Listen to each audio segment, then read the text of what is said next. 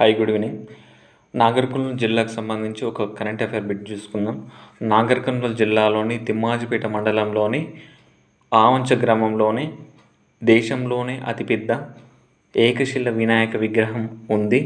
ఈ విగ్రహం ఐశ్వర్య గణపతిగాను మరియు రెండవ కాణిపాకంగాను ప్రసిద్ధి చెందింది.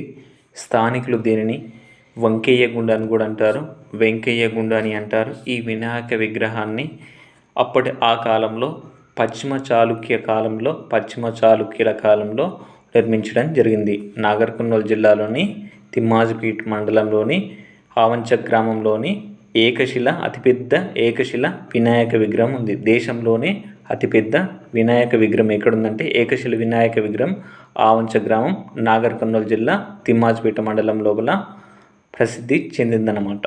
Okay, thank you.